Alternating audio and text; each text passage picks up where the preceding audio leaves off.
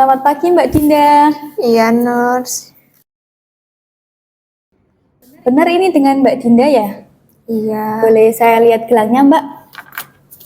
Bisa disebutkan nama dan tanggal lahirnya? Dinda Larasati, 3 September 2009, Nurse. Oke, benar ya Mbak, ini dengan Mbak Dinda. Mbak Dinda ini lebih suka dipanggil siapa Mbak? Dinda aja, Nurse. Dinda aja, baik. Nah, Mbak Dinda masih ingat dengan saya? Iya. Bisa disebutkan nama saya Mbak? Nurse Gaida. Ya, benar sekali ya Mbak, masih ingat dengan saya. Jadi Mbak Dinda, saya Nurse Gaida yang akan menemani Mbak Dinda selama 1 jam ke depan ya Mbak. Nanti Mbak Dinda bisa bercerita dengan saya senyamannya. Untuk tempatnya Mbak Dinda mau di sini atau mau di mana Mbak? Di sini aja, Nurse. Enak. Ya, baik Mbak Dinda. Tempatnya di sini ya Mbak. Mbak Dinda sudah siap? Iya.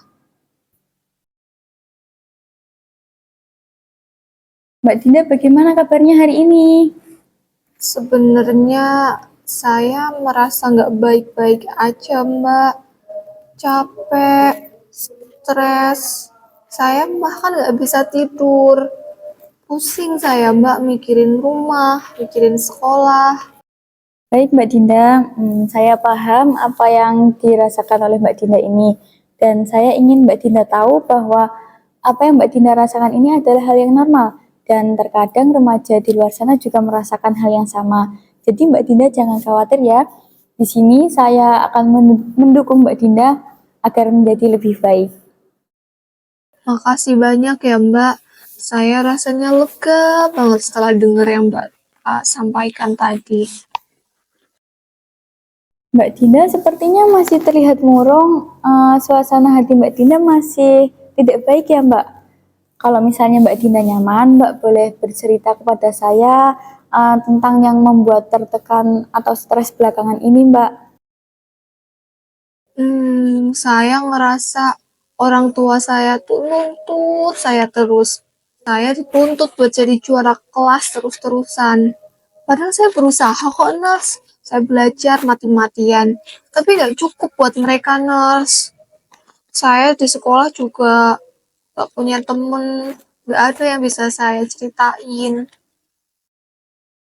Baik Mbak Dinda, saya paham apa yang Mbak Dinda rasakan dan itu pasti sangat melelahkan ya Mbak. Kalau boleh saya tahu Mbak, apa yang Mbak Dinda rasakan kalau misalnya Mbak Dinda merasa stres begitu? Kalau stres sih biasanya saya pusing. Terus ya kayak stres pusing gitulah kepala saya, Nurse. Bad mood juga gitu biasanya. Jadi Mbak Dinda, keluhan yang Mbak Dinda rasakan itu termasuk dari gejala stres ya Mbak. Kemudian Mbak Dinda biasanya merasakan gejala stres ini pada saat seperti apa Mbak? Biasanya sih keluhan-keluhan itu muncul kalau saya lagi banyak tugas ya, Nurse. Terus kalau lagi pulang sekolah, terus kan capek gitu ya. Ya udah saya pusing, belum lagi kalau ujian. Itu mah jadi 50 kali lipat mungkin ya, Nurse. Baik Mbak Dinda, saya mengerti apa yang Mbak Dinda rasakan. Nah, biasanya apa yang Mbak Dinda lakukan saat mengalami gejala tersebut Mbak? Biasanya sih saya nangis, Nurse. Sampai tidur aja udah. Apa yang Mbak Dinda rasakan ini pasti tidak mudah untuk dilalui ya Mbak. Tapi Mbak Dinda jangan khawatir, karena ada saya yang menemani Mbak Dinda, nanti kita cari solusi bersama agar perasaan Mbak Dinda ini menjadi lebih ringan begitu ya Mbak.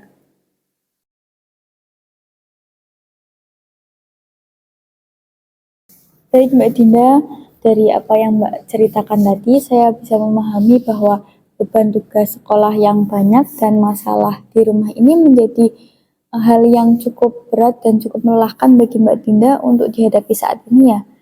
Nah, kalau Mbak Dinda mau, nanti kita bisa buat rencana bersama untuk membantu Mbak Dinda dalam mengelola stres yang Mbak Dinda rasakan saat ini. Bagaimana Mbak? Apakah Mbak Dinda mau? Iya deh, Nurse. Saya mau. Nah, baik Mbak Dinda, menurut Mbak Dinda, langkah apa yang kira-kira bisa membuat situasi ini menjadi lebih ringan untuk Mbak Dinda jalani? Apa ya, Nurse? Nggak tahu. Kayaknya aku butuh istirahat deh, Nurse. Soalnya jadwalku tuh padat banget. Nah, itu ide bagus Mbak Dinda. Jadi istirahat itu sangat perlu untuk menjaga energi agar tidak stres. Bagaimana kalau kita membuat jadwal harian, misalnya seperti kapan waktunya istirahat, kapan waktunya mengerjakan tugas, dan mungkin Mbak Dinda bisa memilih kegiatan yang bisa dilakukan di sela-sela padatnya jadwal. Nah, dari Mbak Dinda sendiri, sebelumnya sudah pernah membuat jadwal harian seperti ini belum, Mbak? Belum pernah, Nurse. Tapi saya mau bikin jadwal harian yang Nurse katakan tadi. Baik Mbak Dinda, nah dengan adanya jadwal harian ini, diharapkan nantinya kegiatan Mbak Dinda ini lebih terorganisir dan lebih fokus pada prioritas begitu Mbak.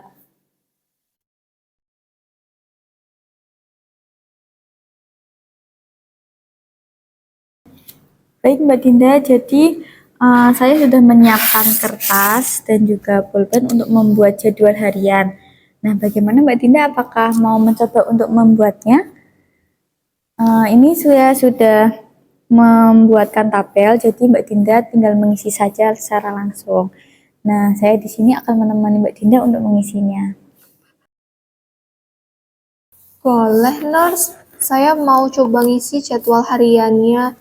Tapi gimana caranya, Nurse? Nah, Mbak Dinda, ini cara mengisinya bisa dimulai dari bangun tidur. Biasanya Mbak Dinda bangun tidurnya jam berapa, Mbak? Saya bangun jam 5, terus siap-siap ke sekolah. Habis bangun jam 5 siap-siap ke sekolah sampai jam 7, Nurse. Terus habis itu saya sekolah sampai jam 3. Habis itu sampai jam 4-nya saya les. Biasanya sih les matematika ya, Nurse.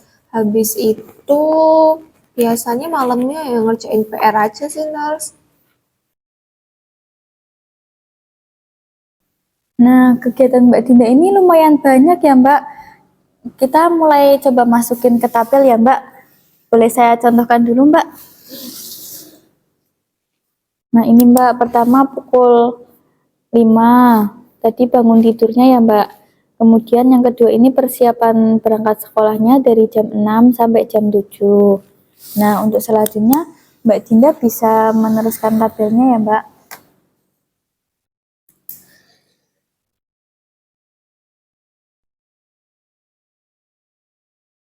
Habis makan malam, biasanya saya belajar sebentar sih, Mbak. Belajar dari jam berapa, Mbak Dinda? Makan malam kan jam 8. Biasanya sampai jam 9 aja sih, Mbak. Jam 9 ya, boleh. Soalnya kan saya mau ujian. Nah, habis ujian, habis belajar kan saya pusing ya, Mbak. Ya, Biasanya saya pengen menyendiri aja sih, Mbak. Dengerin musik atau baca buku. Itu boleh nggak, Mbak? boleh sekali Mbak Dinda, bisa ditulis. Biasanya setengah jam saya Setengah udah jam. tidur sih, Mbak. Sampai 21.30. Berarti nulisnya self time gitu ya, Mbak? Iya, bisa self time. Habis itu tidur. Gini ya, Mbak. Nah, benar sekali Mbak Dinda. Mbak Dinda ini hebat ya, bisa membuat jadwal harian. Bentar, Nurse. Kalau ada tugas mendadak atau tambahan gimana? Nah, kalau itu mungkin nanti bisa dikerjakan di self time ini ya Mbak, dari mulai jam 9. Kalau misalnya ada tugas tambahan lain, nah mungkin nanti yang self time-nya ini bisa digeser ke hari lain seperti pada saat weekend begitu Mbak. Baik, Nurse. Nanti setelah saya pulang, saya akan coba terapkan yang Nurse ajarkan tadi. Nah, bagus sekali Mbak Dinda. Nah, jangan lupa ya Mbak Dinda untuk mengevaluasi jadwalnya setiap malam.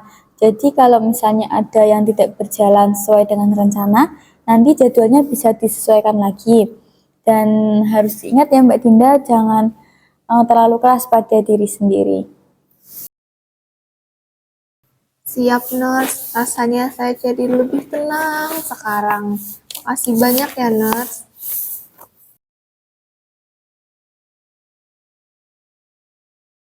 Nurse, kalau saya lagi pusing karena ngerjain tugas gimana ya? Soalnya tuh kalau tugasnya banyak, kepala saya pusing banget, Nurse.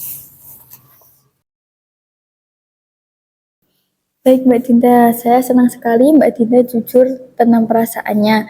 Nah, stres dalam mengerjakan tugas itu adalah hal yang manusiawi, apalagi kalau tugasnya itu banyak dan terasa sulit ya Mbak. Kemudian kalau misalnya kepala sampai pusing itu berarti tandanya tubuh Mbak Dinda ini harus beristirahat sejenak. Kan otak kita tidak bisa memaksa otak kita untuk terus bekerja tanpa jeda ya Mbak. Bagaimana kalau kita coba beberapa langkah sederhana untuk dapat mengurangi rasa stres yang Mbak Dinda rasakan. Boleh, Nurse. Apa yang bisa saya lakukan, Nurse?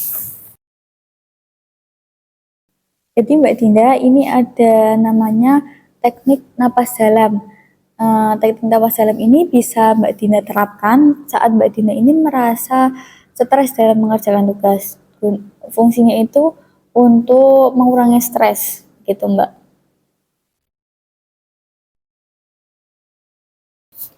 Gimana, Nurse, caranya ya?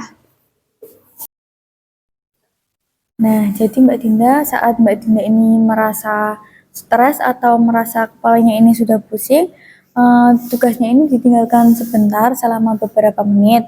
Lalu Mbak Dinda rileks, kemudian Mbak Dinda bisa tarik napas dalam melalui hidung selama 4 detik, kemudian tahan 4 detik, lalu keluarkan melalui mulut selama 6 detik. Nah, teknik ini bisa diulangi 3-5 kali begitu Mbak. Apakah Mbak Dinda mau mencobanya?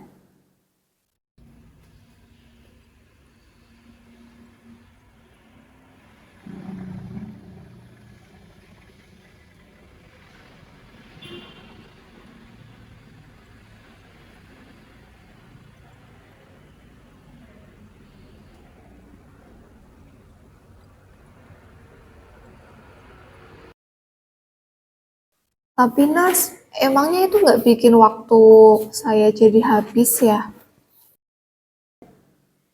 Tidak ya Mbak Dinda, justru itu akan membuat Mbak Dinda merasa lebih segar dan fokus kembali.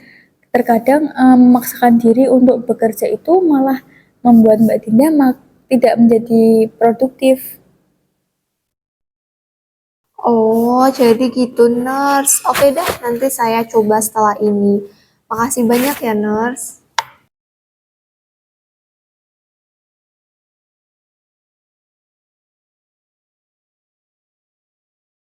Nah, yang paling penting Mbak Dinda, jangan lupa untuk bersikap lembut pada diri sendiri ya. Kalau misalnya Mbak Dinda merasa kurang sempurna atau tidak bisa menyelesaikan tugas dengan cepat, itu tidak apa-apa ya Mbak, karena Mbak Dinda ini masih dalam proses belajar. Iya sih, Nurse. Bener. Kadang aku juga ngerasa terlalu keras sama diri sendiri. Itu hal yang wajar ya Mbak Dinda, tapi ingat Mbak Dinda sudah sangat luar biasa dan Mbak Dinda ini hebat bisa melewati proses ini dengan sangat baik. Makasih banyak ya, Nurse. Rasanya lega banget setelah ngomong banyak sama nurse. Sama-sama ya Mbak Dinda. Setiap langkah kecil yang Mbak Dinda ambil itu adalah sudah sangat berarti. Jadi Mbak Dinda, setelah kita berbicara banyak pada hari ini, apakah ada hal baru yang Mbak Dinda dapatkan?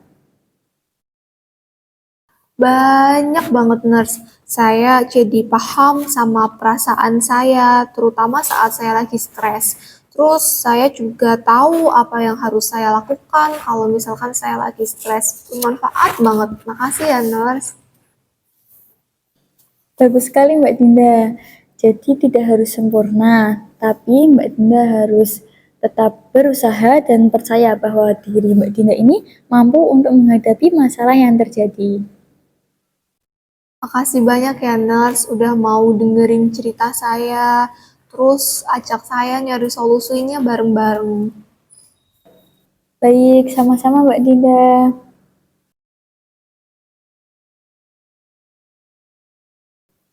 Baik Mbak Dinda, kita sudah bicara banyak dari awal terkait dengan apa yang Mbak Dinda rasakan dan langkah-langkah awal yang bisa Mbak Dinda coba untuk mengatasinya.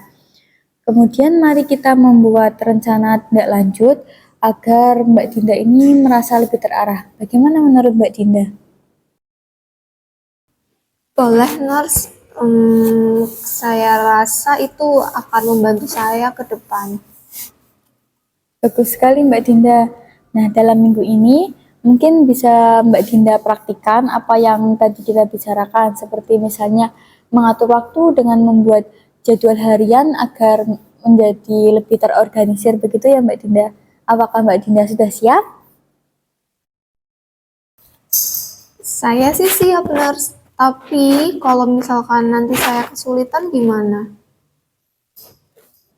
Kalau Mbak Dinda merasa kesulitan, tidak apa-apa ya Mbak, itu merupakan bagian dari proses belajar. Jadi nanti Mbak Dinda bisa mencatat kesulitan yang Mbak Dinda alami, nanti kita evaluasi di pertemuan berikutnya, begitu Mbak. Baik nurse, berarti nanti kalau ada masalah saya catat gitu aja ya nurse. Benar sekali Mbak Dinda. Kemudian untuk membantu Mbak Dinda menjadi lebih rileks, mungkin latihan teknik napas dalam yang tadi kita bahas bisa Mbak Dinda praktikan setiap malam sebelum Mbak Dinda tidur ataupun saat Mbak Dinda ini merasa stres. Bagaimana Mbak Dinda? Saya rasa nanti saya bisa mencobanya sih nurse. Makasih banyak ya nurse. Ya, sama-sama Mbak Dinda.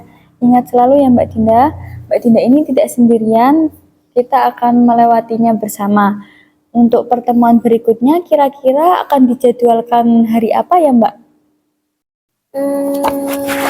Kayaknya minggu depan aja ya nurse. Gimana nurse? Baik Mbak Dinda, untuk pertemuan berikutnya kita jadwalkan di hari Selasa minggu depan ya Mbak. Jadi sampai jumpa minggu depan ya Mbak, dan jangan lupa untuk membawa catatannya untuk kita evaluasi bersama. Oke, siap nurse. Baik, karena sesi pada hari ini sudah selesai, saya pamit untuk meninggalkan ruangan ya Mbak. Iya, makasih ya nurse. Iya, semangat Mbak Dinda. Iya.